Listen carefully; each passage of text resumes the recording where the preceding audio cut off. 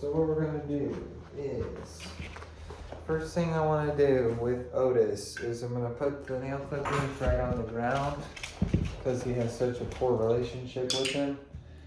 I'm not gonna even start with them in my hand. Okay. So anytime he goes up, like he just dipped his head down and looked at him, he gets rewarded for that.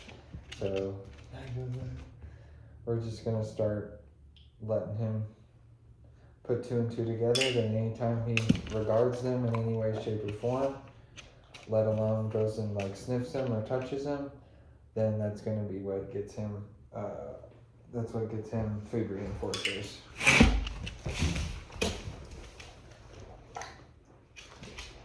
Got little teeny tiny pieces of Ziwi Peak right now that I'm giving him for when he does these behaviors.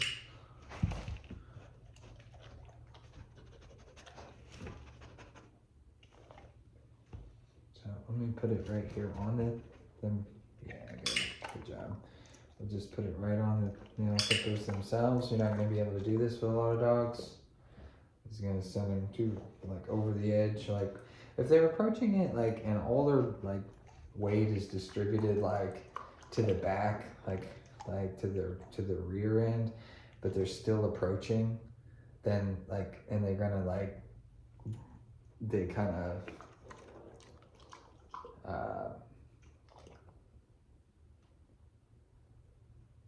hunch and they're gonna skitter away from it. Like basically they're gonna try to like be brave and approach it, and then they add distance. Like suddenly they like get spooked by like the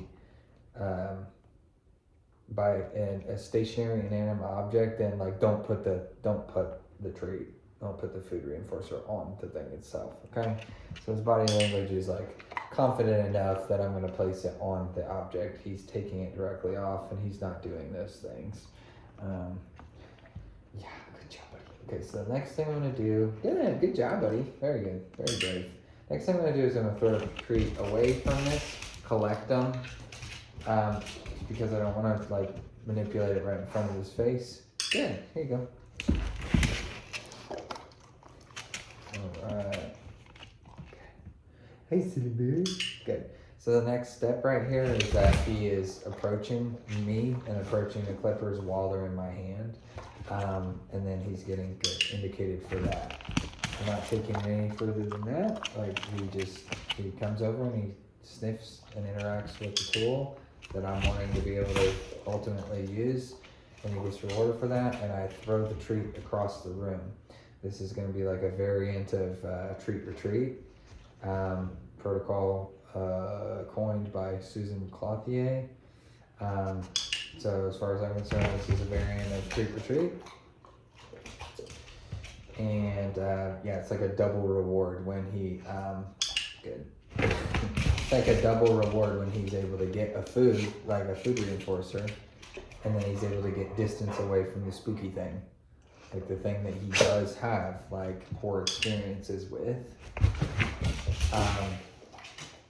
So that's why I'm doing that. Tossing it away, letting him get benefit from like giving himself some distance as he chases the food reinforcer down.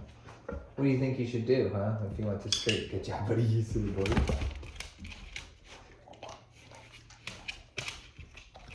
Good.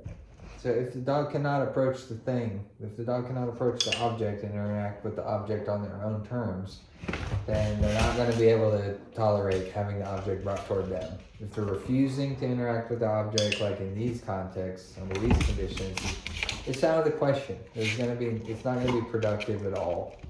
Like to try to bring that object into their space. You're just going to be setting everybody up for failure, and you're going to poison that tool. So like Otis has tools that have been poisoned. Otis has like certain environments that have been poisoned, like because people didn't listen to him. Right? Yeah, I know it, buddy. Yeah. What do you think? What do you think you should do? Can you give me one more touch?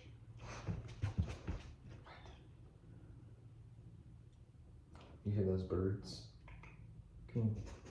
What do you think you should do? Can you touch? Good, there you go. Now when I click, he does blink. So like there's still some physiological like, I come help him because the treat is underneath the chair. He's not brave enough to stick his snout over here. So there's some physiological things that I can watch. Like, he obviously is not like feeling fancy free, you know, like in terms of like he's gonna take a lot of convincing to get to the point where we need to, and honestly he's gonna need, hey buddy, thanks. He's used to doing scratch board with me, so that's what he's trying to do right now, is being demanding also to get this treat from me. So what I'm gonna do in this segment is I'm gonna take the clippers and I'm gonna move them forward, and I'm gonna, so you saw that little flinch behavior just now, so I'm gonna, let's move it in this direction. So I'm gonna move it out. So actually the flinch had more to do with the clicker again than it did with the clippers. So sometimes like you don't, I mean, you can probably do this without the clicker. So if I move it and then treat, and then see a flinch, I'm gonna move it again, I move it, click. Yeah, in this instance, I think the clicker is like not doing this much good, to be honest with you. So it's a hard habit to kick like with the diligent clicker trainer. And sometimes it doesn't suit you. I mean, if they're afraid of it, then what the hell are you doing? Here it is. So I move it outward, like I move it away from him. It's just the movement of it, period. It's not like about moving toward him right now. Just move it, period. The way, showing him the way that this would be like advancing in some direction. So move it, good. And then, so now he's backing up from it.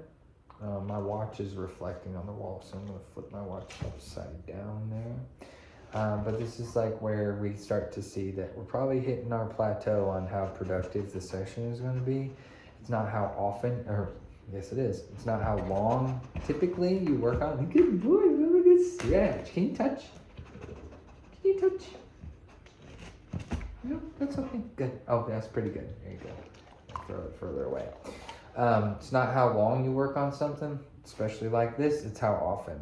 Like how often you know a good note. Can you touch? Good, here you go.